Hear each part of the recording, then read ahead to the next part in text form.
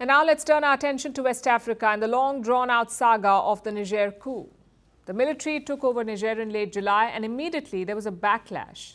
Not so much from the citizens, but from two other parties.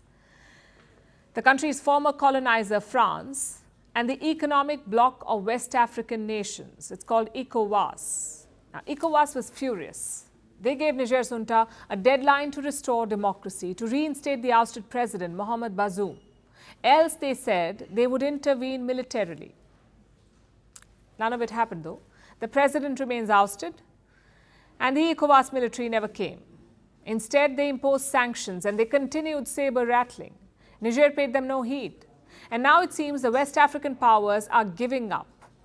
Are they going soft on the coup leaders? Our next report has the answer. ECOWAS stands for the Economic Community of West African States. It's a regional grouping of 15 countries. 4 of these members have been suspended in the last 2 years. Why? Because of an epidemic of coups. The military has overthrown the elected government in 4 ECOWAS member states: Mali, Guinea, Burkina Faso, and Niger. This isn't just the last 3 years. Mali has seen 2 coups. So has Burkina Faso. Niger became the 4th coup-hit West African nation earlier this year, and these overthrows have become a headache for the regional bloc. Niger seemed to be the last straw. ECOWAS was up in arms, literally. It issued an ultimatum. The group threatened a military intervention in Niger to return the elected president, Mohamed Bazoum, to power. The deadline was set for August, and it came and went with no military action. Instead, ECOWAS imposed economic sanctions on Niger, planning to force out the junta with economic warfare instead. That hasn't worked either, so now ECOWAS is softening its stance further. I would like to reiterate the imperative of the regions to continue to re-engage under the military rule and basis of realistic and short transition plan that can deliver democracy and good governance. No alternative. On our part, we should be prepared to provide them with technical and material support to ensure the achievement of these strategic goals. That's Nigeria's president, Bola Tinubu, the current chair of ECOWAS. He was one of the most adamant when it came to punishing the Niger junta. Now he's talking about re-engaging.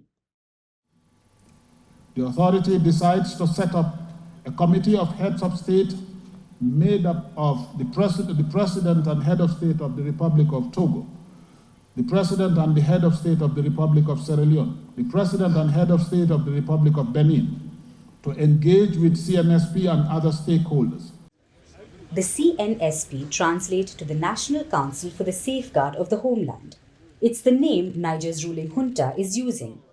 During yesterday's meeting, ECOWAS finally agreed to engage with the junta. This means 2 things. 1, it has officially recognized it as the present government of Niger, and 2, ECOWAS seems to have finally given up on returning the ousted Mohamed Bazoum to power. That's not all. To ensure Bazoum's release and put in place a short timeline for the return of democracy, ECOWAS is dangling both a carrot and a stick before the junta. If Niger releases Bazoum, sanctions will be lifted. If not, they will continue. He also said the threat of force will remain if Niger does not comply with the ECOWAS Commission. Since ECOWAS hasn't really done anything forceful yet, that threat may not really work. But the lifting of sanctions would help the people of Niger. The restrictions to trade have hurt the economy, and ordinary people are paying the price.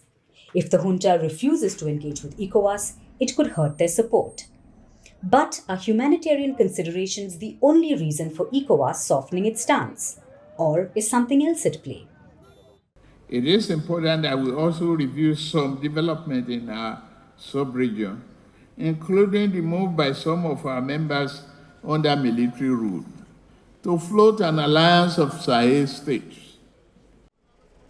3 of the coup-hit West African nations have formed an alliance: Mali, Burkina Faso, and Niger. They are working together to fight terrorism in the Sahel region. and reports say they've been making gains. Does ECOWAS want to stop the coup-hit nations from becoming successful on their own? Or does it want to stop them from inspiring similar coups in other West African nations, like the recent attempts in Sierra Leone and Guinea-Bissau? Whatever the reason, ECOWAS seems to have come to the negotiating table. We'll see if this helps in reversing the trend of coups in the region.